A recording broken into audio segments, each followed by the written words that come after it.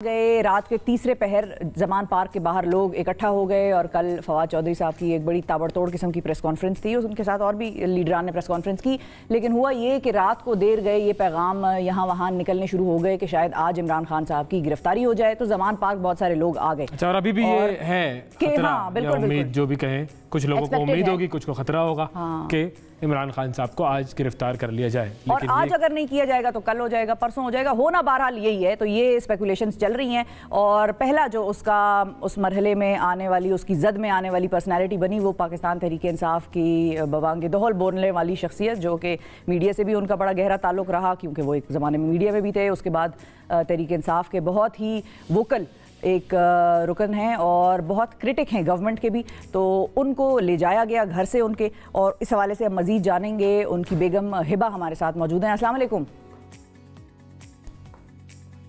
अस्सलाम वालेकुम हिबा, आपको आवाज़ आ रही है? जी अस्सलाम वालेकुम जी। बहुत शुक्रिया हिबा, आपने वक्त निकाला। सबसे पहले तो थोड़ा सा एक्सप्लेन कर दें नाजरीन को कि ये टाइमिंग क्या थी और क्या हुआ था एग्जैक्टली।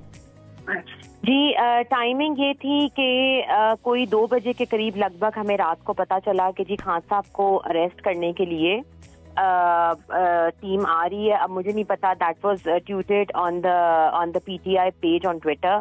तो सारे लोग वहाँ पे फिर गैदर हुए, जहाँ पे आपको पता है सीनियर क़यादत भी सारी पहुंची, फवाद साहब, फारूक हबीब साहब, हमाद अजहर साहब, जितने भी हमारे सीनियर पीटीआई के जो लोग हैं वो वहाँ पे पहुंचे। जी सारों ने वहाँ पे धरना दिया, सारे हमारे कारकुन भी पहुंच गए, मजमा बहुत ज़्यादा था। तो जब मैं इनसे ऑन एंड ऑफ बात कही थी कि सब खैरियत में हैं, आप ठीक हैं, खान साहब ठीक है, क्या हो रहा है, तो इस कि everything is fine, under control. इन्होंने प्रेस टॉक की। फिर ये जब घर आ रहे थे तो he was with me on the phone. तो मुझसे बात कर रहे थे कि मैं, क्योंकि बच्चों की भी स्कूल का उठने का टाइम हो गया था, तो मैं तो जाग ही रही थी ऑल नाइट, क्योंकि आपको पता मीडिया भी बहुत न्यूज आ रही थी सारी अरेस्ट की और फलाना सपना। और जमान पार्क से कितने बजे निकले थे ये, जब आपसे फोन पे बात हो रही थी और निकल पड़े थे घर की तरफ? कुछ 5:30 के करीब मुझे का आया था फोन ना, 5:30 पौने 6 के दौरान ना। तो इन्होंने कहा कि मैं गैरेज में बस गाड़ी पार्क हो रही है, तो मैं I go inside and I call you back ना। तो मैं कहा जी कर लें आप मुझे ना। तो मैंने भी यही कहा, मैंने कहा खैरियत से पहुंच जाए, बिकॉज जाहिर है कोई पता नहीं होता कि कब किसको अरेस्ट कर लें, यहाँ पे किसको उठा लें, अरेस्ट तो नहीं, किसको अगवा कर लें ये लोग, जिस पे दिल आए। तो मैंने फिर इनको 15-20 मिनट गुजर गए, तो I was little bit like, इन्होंने मुझे कॉल नहीं की थी, आई कॉल्ड हिम तो उनका फोन बंद था। तो I was little bit in worry situation के फोन तो कभी नहीं बंद हुआ, व्हाट्सएप भी कॉलिंग पे जा रहा है और फोन भी। मुझे फिर खटका हुआ ना, फिर मैंने फिर फौरन स्टाफ को फोन किया, तो उन्होंने बताया जी 10 बंदे आए थे, वो गैराज में से उनको उतार के 4 डाले ले गए बिठा के, और हमारी गाड़ी की चाबी उन्होंने उठा के इतनी दूर फेंक दी कि उनका कोई पीछा ही ना कर सके ना। दिस वाज अच्छा, टाइम लग जाए बिल्कुल गाड़ी में बैठ के जाने में टाइम लगे। फिर कहीं फिर फारूक भाई से राब्ता हुआ, फारूक भाई से फिर उन्होंने उनको फॉलो किया, वीडियोस आपने देखी हैं सारी ट्विटर पे आई हैं। तो इवेंचुअली उनके पास से भी उनको भी इन्होंने रोक के वो गाड़ी इन्होंने आंखों से ओझल कर।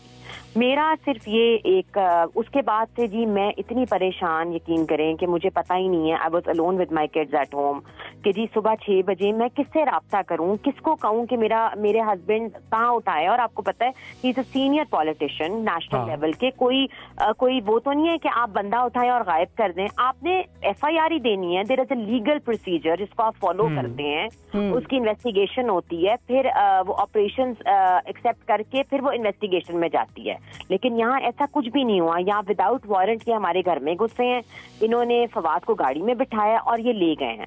और फिर मैंने मीडिया वालों से रिक्वेस्ट की कि प्लीज मुझे बताएं कि ये एब्डक्शन का केस है, क्योंकि ना कहीं कोई FIR सामने आ रही थी, ना कोई इदारा इसको ओन कर रहा था कि हमने इस जुर्म में उठाया है।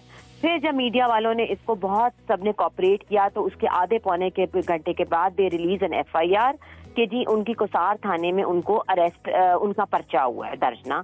वो 124 लगाई है, 506 है और 505 है जी कि धमकी का है और ये सारा ना। तो उसके बाद जी FIR आ गई। उसके बाद जी फवाद चौधरी साहब का पता ही नहीं है कि वो हैं कहाँ, वी डोंट नो कि क्या लोकेशन है।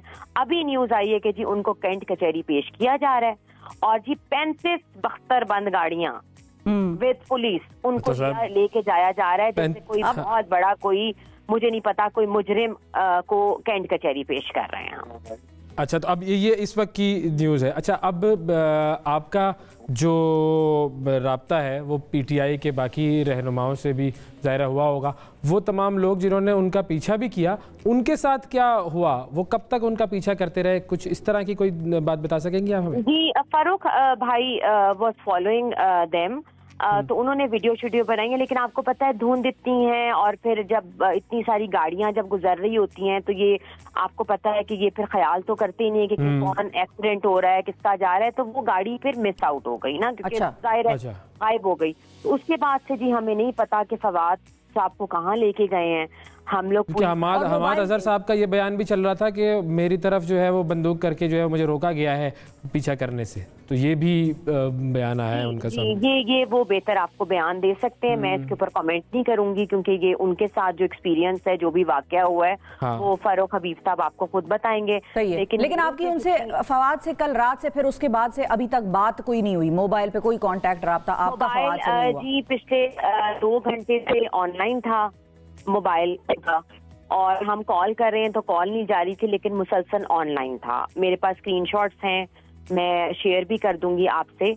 तो अब मुझे तो पता ही नहीं है कि जी अभी उनको लेके गए हैं, अभी आधा घंटा पहले, बल्कि आप लोगों ने खबर ब्रेक जी कैंट कचहरी के अतराफ जो है वो पुलिस काफी है और वहां पर पेश कर रहे हैं। सारी पीटीआई के जितने भी सीनियर रहनुमा हैं वो गाड़ियों के साथ साथ जा रहे हैं।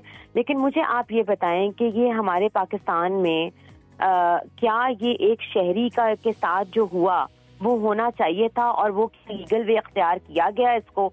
मेरा सिर्फ एक ये क्वेश्चन है जो कि मुझे नहीं समझ आई है कि ये सब कुछ क्यों किया है। और मैंने सब जितने भी हमारे honourable chief justice of Pakistan है, इस्लामाबाद हाई कोर्ट है, पेशावर है, बलूचिस्तान है, कोयटा, जितने भी हैं, वजीर आजम है, वजीर आला हैं पंजाब के, देखें आपको इस चीज के ऊपर एक्शन लेना चाहिए था। मैंने हर इदारे को राब्ता किया, लेकिन मुझे किसी इदारे से नहीं जवाब मिला कि उनको कहाँ लेके गए हैं। यानी कि जब आपके साथ ये हो रहा है तो फिर जो किसी आम आदमी के साथ क्या होता होगा, ये भी इसका एक बहुत ज़्यादा सोचने वाला पहलू है। और दूसरी बात ये कि पाकिस्तानी शहरी तो ज़ाहिर है हम सब हैं, पाकिस्तानी शहरी के साथ ये हो सकता है, किसी अमेरिकी के शहरी के साथ तो ये करने की जरूरत नहीं हो सकती ना। बिल्कुल बिल्कुल ठीक है हिबा, आपने वक्त निकाला, हमसे बात की, आपका बहुत बहुत शुक्रिया अदा करते हैं हम। और इसी मामले को हम मज़ीद आगे भी बात करते रहेंगे मुख्तलिफ लोगों से इसी हवाले से, और हमारी बहुत सारी दुआएं हैं आपके लिए, बहुत शुक्रिया अदा करेंगे हिबा।